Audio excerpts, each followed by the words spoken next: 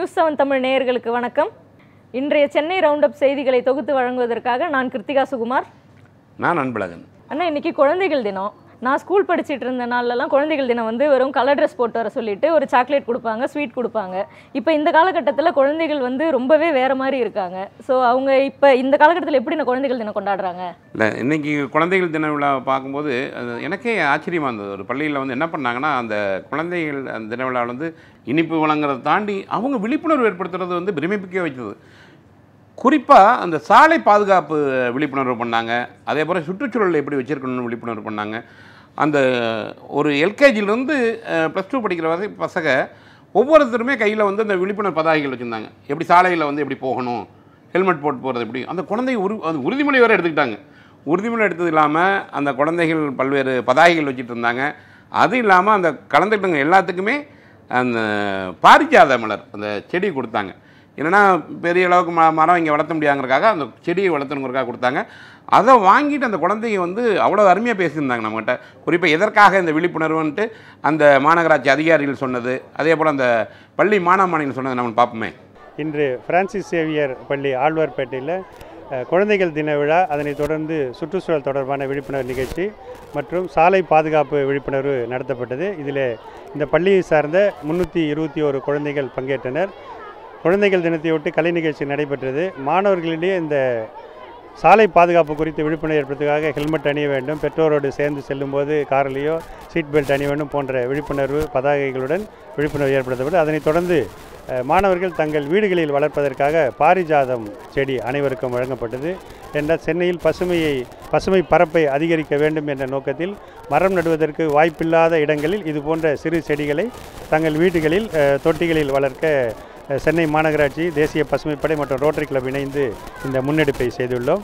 இதுபோன்று தொடர்ந்து பள்ளிகளிலே இதுபோன்ற விழாக்கள் நேரமாக இருந்தாலும் சரி, சாதாரண நாட்களிலும் இதுபோன்று தொடர்ந்து விழிப்புணர்வு நிகழ்ச்சிகளை நடத்தி வருகிறோம். Happy children's day to all. நாங்கள் எங்கள் செயின்ட் சேவியர் ஸ்கூலில் road safety awareness and environmental and health awareness கேம்ப்க்கு வந்திருக்கோம். ஸோ இவங்களுக்கு எல்லாருக்கும் ரோட் சேஃப்டி அவேர்னஸ் அண்ட் இவங்களெல்லாம் இன்றைக்கி ஹோம் இன்ஸ்பெக்டர்ஸ் ஆக்கியிருக்கோம், road safety inspectors of their house. And எல்லாருக்கும் ப்ளக்கார்ட்ஸ் கொடுத்து ப்ளட்ஜ் எடுத்திருக்கோம். பாரிஜாத பூ கொடுத்துருக்கோம் எங்கள் கிளப் வழியாக இந்த செடி. ஸோ என்வாயர்மெண்டல் அவேர்னஸ்க்காகவும் இதை பண்ணியிருக்கோம். And our GCC health inspector sir Srinivasan sir எப்படி கை கழுவணும், எப்படி ஹைஜீனிக்காக இருக்கணுன்றதும் எடுத்திருக்கோம். ஸோ சில்ட்ரன்ஸ் டே அன்னைக்கு we have done all this awareness program. ஸ்கூலில் சில்ட்ரன்ஸ் டே செலிப்ரேட் பண்ணாங்க. அதே மாதிரி ரோட் சேஃப்டி அவேர்னஸ்லாம் பற்றி சொல்லி கொடுத்தாங்க. அந்த மெசேஜ் எனக்கும் யூஸ்ஃபுல்லாக இருக்குது. அப்புறம் எங்கள் ஃபேமிலிக்கெலாம் நிறையாவே யூஸ்ஃபுல்லாக இருந்துச்சு. அப்புறம் நிறைய செடிஸ் அப்புறம் அதெல்லாம் கொடுத்தாங்க. நிறைய ரூல்ஸ்லாம் சொன்னாங்க, ஹெல்மெட் போடணும் அதெல்லாம் சொன்னாங்க. அந்த மெசேஜ் எங்களுக்கு ரொம்ப யூஸ்ஃபுல்லாக இருந்துச்சு. இன்றைக்கி எங்கள் ஸ்கூலில் சில்ட்ரன்ஸ் டே செலிப்ரேஷன், அதை தொடர்ந்த மாதிரியே ரோட் சேஃப்டி அவேர்னஸ் பற்றியும் இயற்கையோட முக்கியத்துவத்தை பற்றி சொல்லியிருந்தாங்க. ரோட்டில் போகும்போது ரொம்ப சேஃப்டியாக இருக்கணும், சீட் பெல்ட் போடணும், காரில் போனால் ஹெல்மெட்லாம் போனால் அப்படி சொல்லிட்டு இருந்தாங்க. வேறு எல்லோரும் வீட்டில் ஒரு பிளான்ட் ட்ரீஸ்லாம் நட்டு இயற்கையை பாதுகாக்கணும்னு சொன்னாங்க. இது எங்களுக்கு ரொம்ப யூஸ்ஃபுல்லாக இருந்துச்சு இந்த மெசேஜ்லாம். ஸ்கூலில் சில்ட்ரன்ஸ் டே செலிப்ரேஷன் நடத்துனாங்க. அதில் ஒரு 3 பாயிண்ட் சொல்லி கொடுத்தாங்க. ஃபஸ்ட்டு பி சேஃப், அப்புறம் டிசிப்ளின், அப்புறம் நம்ம ரோட் சேஃப்டி ரூல்ஸ்லாம் கண்டிப்பாக ஃபாலோ பண்ணணும்னு சொன்னாங்க. காரில் போகிறவங்களாம் சீட் பெல்ட்டு, அப்புறம் பைக்கில் போகிறவங்களாம் ஹெல்மெட் போடணும்னு சொல்லி கொடுத்தாங்க. அப்புறம் எங்களுக்கு நிறைய செடிலாம் வளர்க்க கொடுத்துருக்காங்க. எனக்கு ரொம்ப சந்தோஷமாக இருக்குது.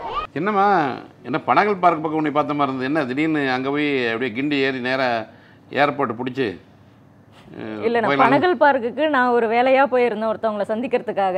ஆனால் அங்கே வண்டியை நிறுத்திட்டு என்னால் நடைபாதையில் நடக்கவே முடியல. ஏன்னா அந்த நடைபாதையில் இந்த விளம்பர பதாகைகள்லாம் விழுந்து அதை இன்னும் அப்புறப்படுத்தாமையே இருக்காங்க. என்னால் சுத்தமாக நடந்தே அந்த பக்கம் கடந்தே போக முடியல. இன்னும் வயசானவங்க சின்ன குழந்தைங்கள்லாம் இருந்தால் அதை கடக்கவே ரொம்ப சிரமப்படுவாங்க. இது சம்மந்தமாக நம்ம செய்தியாளர் சாமுவேல் நடத்திய கலந்துரையாடலை பார்க்கலாம்.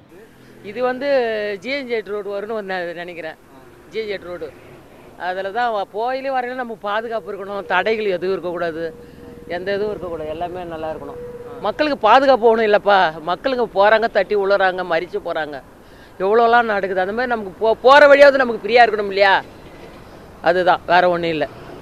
வேறப்பா வரும், கண்டிப்பாக வரும். அது தடை இருக்கக்கூடாது. தடை இல்லாமல் அவங்க சேஃப்டியாக வேறு இடத்துல பண்ணிக்கணும், அவ்வளோதான்.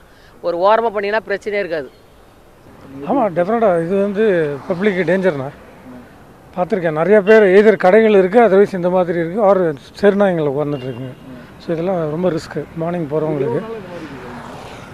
இங்கே இது நான் இப்போ தான் பார்க்குறேன். பட் ஜென்ரலி இங்கெல்லாம் வந்து பிளெயினாக இல்லை, ஸ்மூத்தாக இருக்கணும். ஆமாம், அதை நான் இன்ஃபேக்ட் அதை அவாய்ட் பண்ண சுற்றி வருவேன். ஏன்னா அது திடீர்னு ஏதாவது பஸ்ட் ஆகிடுச்சுன்னா அது ஒரு பயம். ஏன்னா இங்கே ஆயிருக்கு ஒரு வாட்டி ரெசிடென்சி ஹோட்டல்கிட்ட.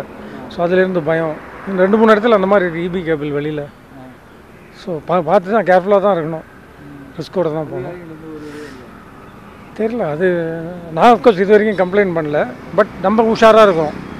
ஆனால் இப்போ வர்றதெல்லாம் மழை நாட்களாக இருக்குது, நிறைய இடத்துல வந்து தண்ணீர் தேங்கி நிற்கிது. அதுவும் சென்னையில் சொல்லவே வேணாம், எல்லா பகுதியிலையுமே திடீர் மழை பெஞ்சதுன்னா நைட்டு மழை பெஞ்சால் காலையில் உடனே எல்லா இடத்துலையும் தண்ணீர் தேங்கி நிற்கிது. ஆனால் நிறைய இடங்களில் கால்வாய்களும் தூர்வாரப்பட்டுக்கிட்டு தான் இருக்குது. ஆனால் இன்னும் எந்தெந்த இடங்களில் கால்வாய்கள் வந்து தூர்வாரப்பட்டுக்கிட்டு இருக்குது? ஏன்னா மிக முக்கியமாக பார்க்கும்போது பார்த்திங்கன்னா அந்த பக்கிங்காம் கால்வாய் பகுதியில் வந்து தூர்வாரம் பண்ணியிருக்கு. அதே மாதிரி ஏரிகளை வந்து தூர்வாரணும். வேளச்சேரி ஏரியை பொறுத்த வரைக்கும் ஒரு பக்கம் தூர்வாரி இருக்காங்க, ஒரு பக்கம் தூர்வாரில். அதை பற்றி நம்ம செய்தி வெளியிட்டிருந்தோம். உடனடியாகவே அதை சரி செஞ்சாங்க, அந்த மக்கள் நமக்கு நன்றி சொன்னாங்க. இது ஒரு பக்கம் இருக்க மந்தவெளி மயிலாப்பூர் பக்கம் வந்து பார்த்திங்கன்னா அந்த பக்கிங்காம் கால்வாயில் அதுவும் தூர்வாரது காலதாமதம் ஆகிட்டு இருந்தது. நம்ம இது குறித்து இந்த மாநகராட்சி அதிகாரிடம் போய் சொல்லியிருந்தோம். உடனே அந்த பணிகளும் நடந்துட்டு இருக்குது பல இடங்களில். இதில் என்னென்னா நம்ம ஒவ்வொன்றுமே அந்த இவ்வளோ தூரம் வந்து இந்த கால்வாய் தூர்வாரப்படாமல் இருக்குன்னு சுட்டி காட்டிகிட்டு இருந்தோம். பல இடங்களில் நம்ம செய்தியினுடைய எதிரொலியாக பல இடங்களில் தூர்வாரிருக்காங்க. அந்த காட்சிகளை பார்க்கலாம். அதே போல் நம்ம நியூஸ் 7 தமிழ் தொலைக்காட்சிக்கு மக்கள் பாராட்டு தெரிவிச்சிருக்காங்க, அதையும் பார்ப்போம்.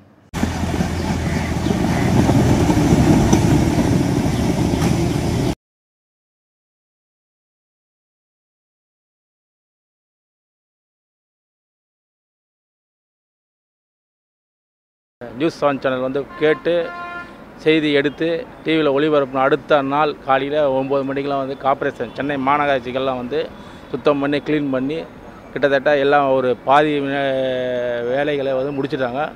இப்போ ஒரு நாள்லேயே வந்து பார்த்திங்கன்னா கொசு தொல்லைகள்லாம் வந்து கம்மியாயிடுச்சு. அதனால் இதை உடனடியாக எடுத்து உடனே ஆக்ஷன் எடுத்த வந்து செஞ்சதுக்கு நியூஸ் 7 சேனலுக்கு ரொம்ப நன்றி. இன்றைக்கெல்லாம் ஒரே பார்க்கை பற்றி ஏதாவது ஆராய்ச்சி பண்ண போறியாமா? ஏன்னா பனகல் பார்க் பக்கம் போனால் ரைட்டு, அது வந்து பனகல் பார்க் மாளிகை ரைட் இருந்தது. புரசைவாக்கத்தில் அந்த பார்க் கிட்ட போகும்போது என்ன பார்க்கை பற்றி ஏதாவது ஒரு பிஹெச்டி பண்ண ஏதாவது பிளானா? அப்படி கிடையாது. நான் புரசைவாக்கம் பக்கம் போயிருந்தேன், ஒரு தனி வேலையாக தான் போயிருந்தேன். ஆனால் அந்த புரசைவாக்கத்தில் இருக்க மேம்பாலத்துக்கு கீழே என்னால் வண்டியை ஓட்டிட்டு போகவே முடியல.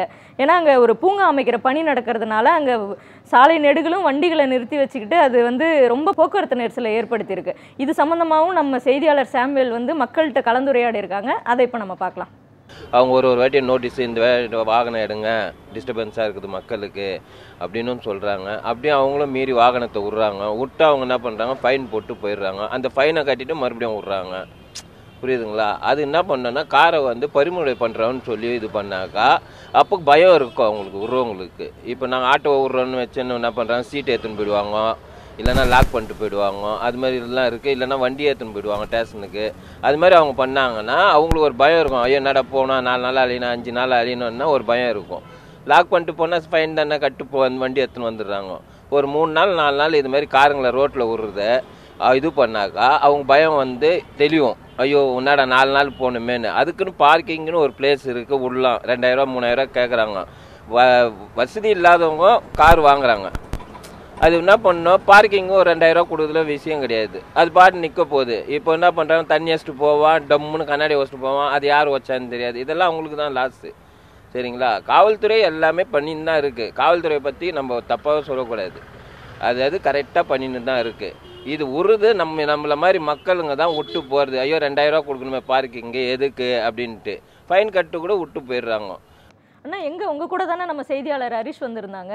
ஹரிஷை இப்போ காணோம், எங்கே அவர்? நல்லா கேட்டப்போ நான் என்ன பண்ணேன், சரி அந்த மயிலாப்பூர் கால்வாயை தூர்வாரி இருந்தோமே அதை எடுத்துகிட்டு இருந்தோம். திடீர்னு பார்த்தா ஆளை காணோம். எங்கே போனான்னு போட்டால் பார்த்தா கேட்டால் அண்ணே ஒன்றும் இல்லைண்ணே, பக்கத்தில் வந்து இந்த குடிசை மாற்று வாரியம் இருக்குது. அந்த இடத்துல வந்து உள்ளே வந்து குப்பை வந்து பல நாளாக எடுக்காமையாக இருந்திருக்காங்க.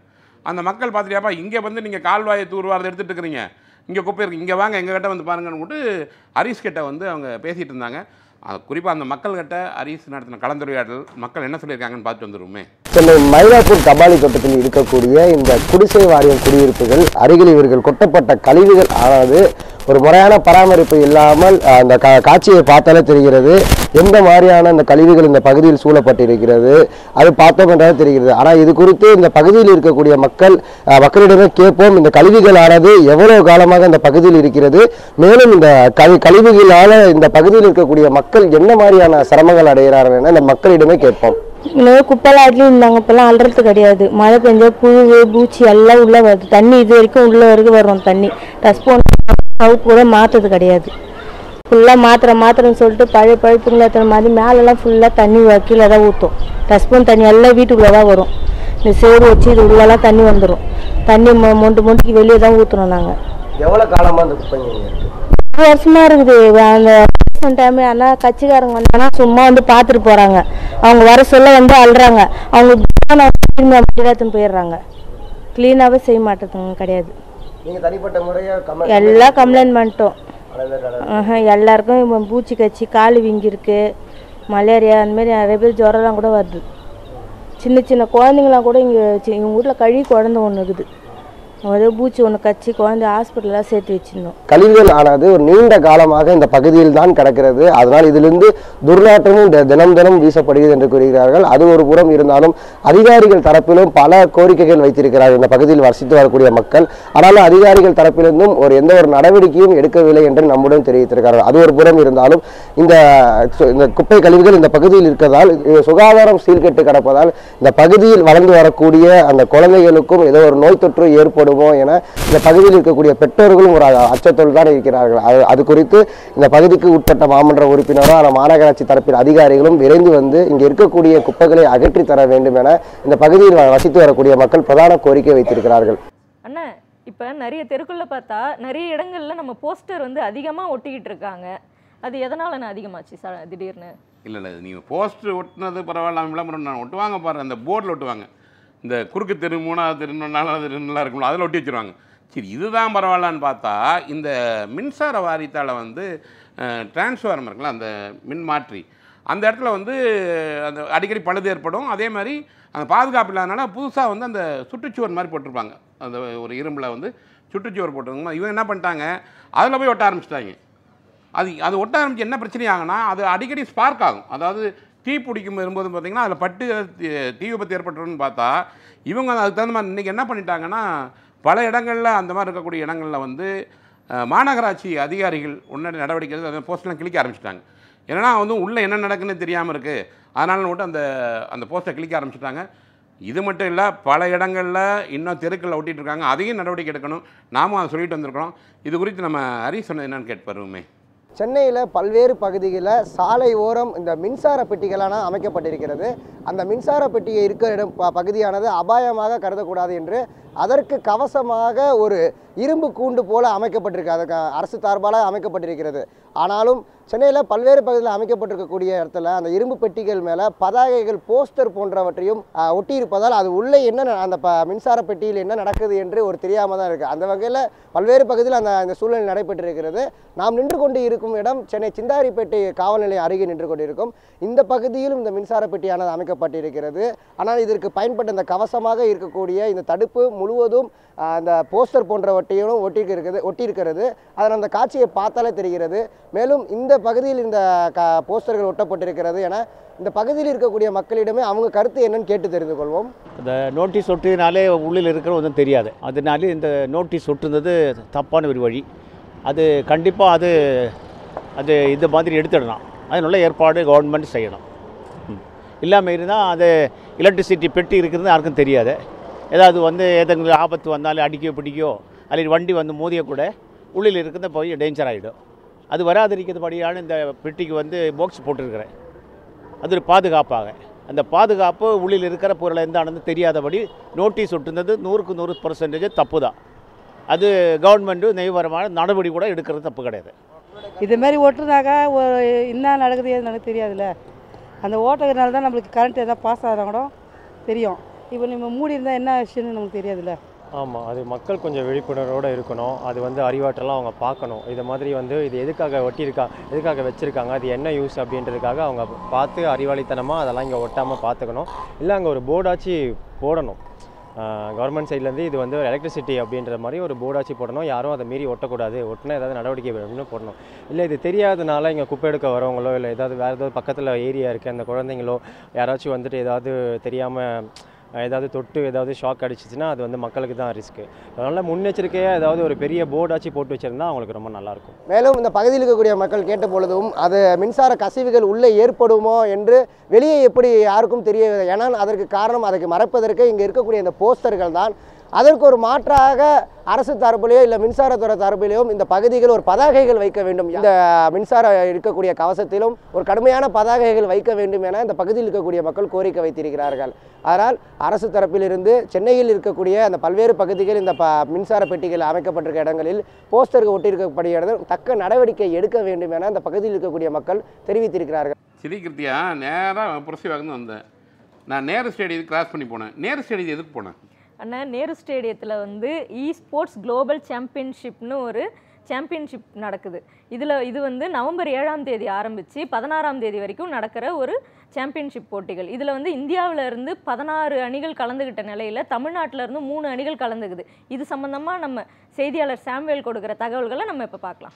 சென்னை நேரு உள்விளையாட்டு அரங்கில் இன்று நடைபெற இருக்கக்கூடிய ஸ்போர்ட்ஸ்க்கான சாம்பியன்ஷிப் போட்டிகளானது துவங்கப்பட்டிருக்கிறது. குறிப்பாக வீட்டில் விளையாடக்கூடிய இந்த மொபைல் கேமிங் ஆனது தற்பொழுது இவ்வளோ பெரிய அரங்கில் மாணவர்கள் பங்கேற்று அதற்கான மொபைலில் விளையாடக்கூடிய வீரர்களும் சிறப்பான முறையில் அதை விளையாடக்கூடிய வீரர்களும் தேர்ந்தெடுக்கப்பட்டு அவர்களுக்கான போட்டிகளானது நடைபெற்று வருகிறது. இது தமிழகத்தில் முதல் முறையாக நடைபெறக்கூடிய இந்த போட்டியில் ஏராளமான போட்டியாளர் இதில் பங்கேற்றிருக்கின்றனர். இது மட்டுமல்லாமல் இந்த போட்டியை காண தமிழகம் மட்டுமல்லாமல் ஆந்திராவிலிருந்து வெளி மாநிலங்களிலிருந்தும் ஏராளமான இளைஞர்கள் தற்பொழுது இந்த போட்டியை காணுவதற்காக சென்னையில் இருக்கக்கூடிய நேரு உள்விளையாட்டு அரங்குக்கு வருகை தந்திருக்கக்கூடிய காட்சிகள் நம்மால் பார்க்க முடிகிறது. தற்பொழுது இந்த ஸ்கை ஸ்போர்ட்ஸ் உடைய தலைமை நிர்வாகி ஒரு நம்மளோட அவர் கேட்கலாம் சார். ஸோ கண்டிப்பாங்க இது ஒரு first initiative from Tamil Nadu government and SDAT. இது வந்து ஒரு 2-3 இயர்ஸாக வந்து பிளான் பண்ணியிருக்காங்க. அண்ட் இது வந்து ஒரு நல்ல ரெஸ்பான்ஸ் கொண்டு வந்திருக்கு இந்த கேமர் கம்யூனிட்டி உட்பட. ஏன்னா இப்போது இந்த ஈவெண்ட்டே பார்த்தீங்கன்னா இது வந்து சென்னை ஸ்போர்ட்ஸ் குளோபல் சாம்பியன்ஷிப் ஒரு குளோபல் ஈவெண்ட்டாக தான் இது பண்ணியிருக்காங்க. அண்ட் இது வந்து ஒரு 2 வீக் ஈவெண்ட்டாக இருக்குது. இது வந்து 2வது வாரம் இறுதி. ஸோ முதல் வாரம் வந்து கவுண்டர் ஸ்ட்ரைக் என்ற ஒரு கேம் டைட்டிலோட செய்யப்பட்டுள்ளது. அதில் 3 டிஃப்ரெண்ட் ரீஜன்ஸ்லேருந்து டீம்ஸ் ஃப்ரம் டிஃப்ரெண்ட் கண்ட்ரீஸ் ஒரு 30 கண்ட்ரீஸில் இருக்கிற டாப் பிளேயர்ஸ் வந்து குவாலிஃபை பண்ணி பார்ட்டிசிபேட் பண்ணி ஒரு 1000+ பிளேயர்ஸ் பார்ட்டிசிபேட் பண்ணாங்க. ஸோ அதை நாங்கள் தான் எக்ஸிக்யூட் பண்ணியிருந்தோம். அண்ட் அது லாஸ்ட் வீக் முடிஞ்சது. அதில் honourable deputy chief minister Thiru Udhayanidhi Stalin கூட ப்ரைஸை வந்து அவர் தான் வழங்கினார். அண்ட் இந்த வாரம் பார்த்திங்கன்னா பிஜிஎம்ஐன்னு சொல்லிட்டு ஒரு கேம் டைட்டில். ஸோ மொத்தமாக இந்த 2 கேம் டைட்டில் சேர்த்து ஒரு 1 crore rupees 1 கோடி ரூபா ப்ரைஸ் பூல் வந்து வழங்கப்பட்டிருக்கு. அண்ட் இது வந்து ஒரு கேமர் கம்யூனிட்டி ஒரு ஸ்போர்ட்ஸ் கம்யூனிட்டியில் வந்து இது வந்து ஒரு நல்ல ரெஸ்பான்ஸ் கொண்டு வந்திருக்கு. ஏன்னா க்ரௌடும் பார்த்தீங்கன்னா இப்போது ஆல்மோஸ்ட் ஒரு 2000 to 3000+ க்ரௌடு வந்து இன்றைக்கே வர மாதிரி எதிர்பார்க்கப்பட்டிருக்குது. அண்ட் இன்னொரு விஷயம் என்னென்னா இது வந்து ஒரு காம்படிட்டிவ் கேமாக வந்து கொண்டு வந்து, ஏன்னா இப்போ ஸ்போர்ட்ஸுங்கிறது வந்து குளோபல் லெவலில் பார்த்தீங்கன்னா இந்த மாதிரி ஏஷியன் கேம்ஸில் already sports is one of the official sports. நம்ம கவர்மெண்ட் கூட அதை வந்து ஒரு ஸ்போர்ட்டாக ரெக்கக்னைஸ் பண்ணியிருக்கு. அண்ட் சவுதியில் பார்த்தீங்கன்னா நெக்ஸ்ட் 2027 ஸ்போர்ட்ஸ் ஒலிம்பிக் ஸ்போர்ட்ஸ் சீரீஸில் வந்து ஸ்போர்ட்ஸும் it's going to be a part. So அப்படி இருக்கும்போது இந்த நெக்ஸ்ட் ஸ்டெப் தமிழ்நாடுங்கிறது வந்து ஒரு ஸ்போர்ட்ஸுக்கான ஒரு ஹப் மாதிரி இப்போது இந்தியாவில் இருக்குது. அண்ட் அதே மாதிரி we hope that it's also an sports hub. So அந்த இனிஷியேட்டிவில் தான் we are also driving from Sky Sports. We are also pushing on that. In fact, இதோட ஏர்லி ஸ்டேஜஸே பார்த்தீங்கன்னா Tamil Nadu chief minister's trophy 2024 sports ஒரு டெமோ ஸ்போர்ட்டாக வந்து இன்ட்ரடியூஸ் பண்ணியிருந்தாங்க. ஸோ அதே தமிழ்நாடு சீஃப் மினிஸ்டர்ஸ் ட்ரோஃபி 2025 வந்து ஒரு மெடல் ஸ்போர்ட்டாகவே யூஸ் பண்ணியிருந்தாங்க. ஸோ இதுவே வந்து ஒரு நல்ல ரெஸ்பான்ஸ் கொண்டு வந்திருக்கு. ஒரு நல்ல இனிஷியேட்டிவாக தமிழ்நாடு கவர்மெண்ட் வந்து புஷ் பண்ணியிருக்கு. அண்ட் பாசிட்டிவ் ரெஸ்பான்ஸ் வந்திருக்கு கம்யூனிட்டியில். தொடர்ச்சியாக தமிழகத்தை பொறுத்தவரை இந்த அதாவது மின்னணு சார்ந்த விளையாட்டுகளானது பரவலாக அங்கங்கே பல கிராமங்களில் பல வீடுகளில் நாம் பார்த்துருப்போம். ஆனால் இது ஒரு நேஷ்னல் விளையாட்டாக இருக்கக்கூடிய அண்டை மாநிலங்கள் அண்டை நாடுகளில் பிரசித்தி பெற்ற இந்த ஸ்போர்ட்ஸ் ஆனது தற்பொழுது தமிழகத்திலும் தமிழக அரசால் முன்னெடுப்பு எடுக்கப்பட்டு தற்பொழுது இது போன்ற போட்டிகளானது நடத்தப்படும் பொழுது இளைஞர்கள் மத்தியில் ஒரு பெரும் வரவேற்பை பெற்றிருக்கிறது. ஆனால் என்னென்ன சென்னையில் நான் பார்க்குறேன் நிறைய புது பஸ்லாம் வருது. அது எப்படி உள்ளூரில் மட்டும் இருக்குமா இல்லை லாங்கில் போகிறதுக்கும் அதை உபயோகப்படுத்திக்கலாமா எப்படி? இல்லை, அந்த பஸ்ஸை வந்து லாங்கில் போகிறதுக்கு உபயோகப்படுத்த முடியாது. இதுக்குன்னா என்ன பண்ணால் புதுசாக அந்த வால்வோ பேருந்து பார்த்திங்கன்னா இந்த தனியார் ஆம்னி பஸ்ஸில் பார்த்திங்கன்னா பயங்கர பிரம்மாண்டமாக இருக்கும்ல, அதுபோல் வந்து 20 பஸ்ஸு வந்து கொள்முதல் பண்ணியிருக்காங்க. ஒரு பஸ்ஸுடைய விலை கிட்டத்தட்ட 2 கோடி ரூபா. எவ்வளவு? 2 கோடி. இதில் வந்து ஒரு 8 பேருந்து வந்து முதல் கட்டமாக வந்திருக்குது. அவ்வளோ வசதியாக இருக்கான். அந்த சொகுசு பேருந்துங்கிறது மிக பிரம்மாண்டமாக இருக்கான், அவ்வளோ வசதி இருக்கான். இப்போ அந்த பஸ்ஸில் வந்து எந்தெந்த மாதிரியான வசதிகள் இருக்குது, பேசஞ்சருக்கு எப்படி இருக்கும் அப்படிங்கிறதுல வந்து அங்கே இருக்கக்கூடிய ஓட்டுநர்கிட்டையும் சரி, ஏன்னா இயக்கிறது ஓட்டுநர் தானே, அவங்ககிட்டையும் வந்து கலந்துரையாடி இருக்காரு. அந்த காட்சியை பார்ப்போமே. தமிழக அரசு விரைவு போக்குவரத்து கழக சார்பாக 20 வால்வோ பேருந்துகளானது கொள்முதல் செய்யப்பட்டிருக்கிறது. இதில் முதல் கட்டமாக 8 பேருந்துகளானது சென்னை பனிமலைக்கு கொண்டு வரப்பட்டிருக்கிறது. இதில் இருக்கக்கூடிய அதிநவீன பயன்பாடு என்னென்ன அதிநவீன உபகரணங்கள் இதில் பயன்படுத்தியிருக்காங்க என தற்பொழுது தொழில்நுட்ப அலுவலர் நம்மோடு அவர்கள் கேட்கலாம். சார் வணக்கம். இந்த பேருந்துடைய சிறப்பு அம்சம்னா என்னென்ன தொழில்நுட்பம் இதில் பயன்படுத்தப்பட்டிருக்கு சார்? வால்வோ B8R வந்து மாடல் வந்து இப்போ 15 மீட்டர் உள்ளது கொள்முதல் செஞ்சுருக்காங்க. இந்த வண்டியில் என்ன வசதிகள்னு பார்த்தீங்கன்னா, ஃபர்ஸ்ட் ஆஃப் ஆல் வந்து இது வந்து fully air suspension control by electronics first control பண்ணுறாங்க. அதுக்கடுத்தது இது வந்து சீட் கெப்பாசிட்டி பார்த்திங்கன்னா 51 சீட்டு வித்து காஃப் ரெஸ்ட்டுக்காக கால் வந்து அந்த காஃப் மசில்ஸ் ரெஸ்ட்டுக்காக அடிஷ்னலாக ஒரு சீட் ப்ரொவிஷன் பண்ணியிருக்காங்க. அதுக்கடுத்து இது வந்து ஃபுல்லி வந்து என்ன இதில் என்ன மேலேனா இது ஃபயர் FAPS சிஸ்டம் இருக்குது. இது வந்து சப்போஸ் இதில் வந்து ஃபயர் ஏரியாசம் ஆகிற மாதிரி இருந்தால் இதில் வந்து நைட்ரஜன் கேஸும் வாட்டர் டேங்க் இருக்குது. சென்சார் மூலமாக சென்சிங் பண்ணி உடனே ஃபயரை வந்து அணைக்கிற மாதிரியான சிஸ்டம் ஆட்டோமேட்டிக்கலி இது பண்ணியிருக்கிறாங்க. அதுக்கு அடுத்தது பார்த்திங்கன்னா இதில் சீட்டிங் அரேஞ்ச்மெண்ட் பார்த்திங்கன்னா தேட்டர் வியூ அரேஞ்ச்மெண்ட் பண்ணியிருக்காங்க. தேட்டர் வியூ அரேஞ்ச்மெண்ட் சீட்டு அரேஞ்ச்மெண்ட்னாக்கா ஃப்ரண்ட்டில் வந்து டவுன் ஆகும், மேலே போக போக வந்து ஹைட் அதிகமாகும்.